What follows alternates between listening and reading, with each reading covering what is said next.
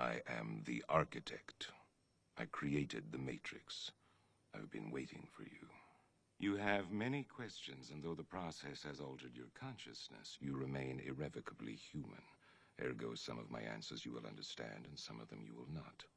Concordantly, while your first question may be the most pertinent, you may or may not realize it is also the most irrelevant. Why am I here? Your life is the sum of a remainder of an unbalanced equation inherent to the programming of the Matrix. You are the eventuality of an anomaly which, despite my sincerest efforts, I have been unable to eliminate from what is otherwise a harmony of mathematical precision. While it remains a burden assiduously avoided, it is not unexpected, and thus not beyond a measure of control, which has led you inexorably here. You haven't answered my question. Quite right. Interesting. That was quicker than the others. Others? How many? Others? What? Answer me. The Matrix is older than you know. I prefer counting from the emergence of one integral anomaly to the emergence of the next, in which case this is the 6th version. 5 ones before me. There are only 2 possible explanations. There were 5 ones before me. Either no one told me, or no one knows. Precisely. As you are undoubtedly gathering, the anomaly is systemic, creating fluctuations in even the most simplistic equations. Control me! I'm gonna smash you to bits! You can't make me do anything, like prick! Choice. The problem is choice.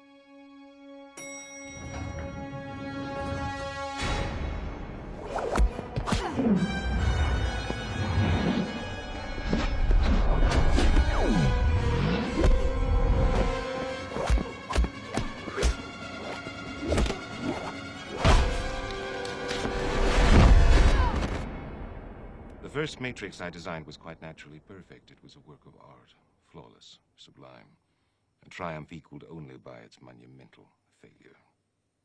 The inevitability of its doom is apparent to me now as a consequence of the imperfection inherent in every human being.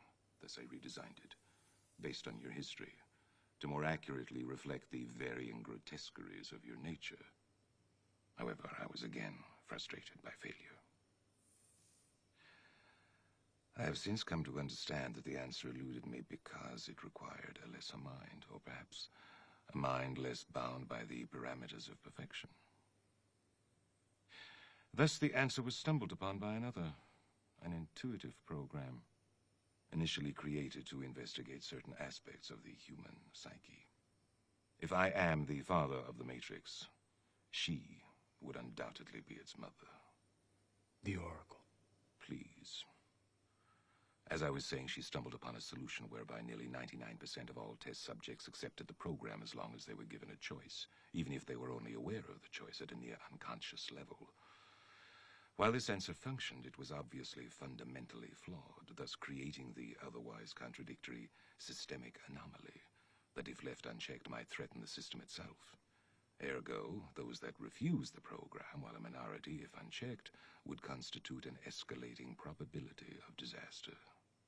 This is about Zion. You are here because Zion is about to be destroyed. Its every living inhabitant terminated, its entire existence eradicated. Bullshit. Bullshit! Denial is the most predictable of all human responses. But rest assured, this will be the 6th time we have destroyed it, and we have become exceedingly efficient at it.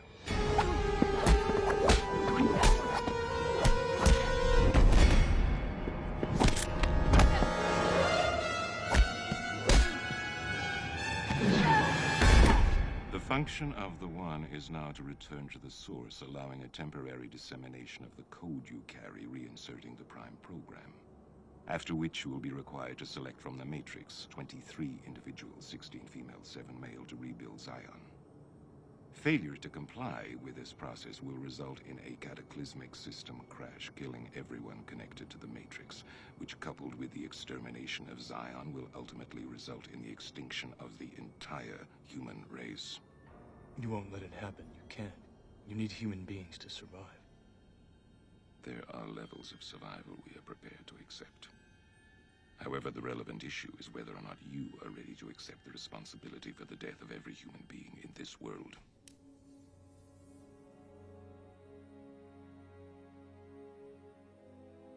It is interesting reading your reactions. Your 5 predecessors were, by design, based on a similar predication, a contingent affirmation that was meant to create a profound attachment to the rest of your species, facilitating the function of the One. While the others experienced this in a very general way, your experience is far more specific, vis-a-vis love. Trinity. Apropos, she entered the Matrix to save your life at the cost of her own. No. Which brings us at last to the moment of truth, wherein the fundamental flaw is ultimately expressed and the anomaly revealed as both beginning and end. There are 2 doors. The door to your right leads to the source and the salvation of Zion. The door to your left leads back to the Matrix, to her, and to the end of your species. As you adequately put, the problem is choice. But we already know what you are going to do, don't we? Already I can see the chain reaction, the chemical precursors that signal the onset of an emotion designed specifically to overwhelm logic and reason. An emotion that is already blinding you from the simple and obvious truth. She is going to die, and there is nothing you can do to stop it.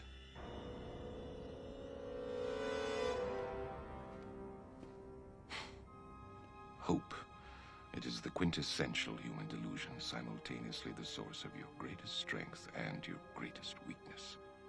If I were you, I would hope that we don't meet again. We won't.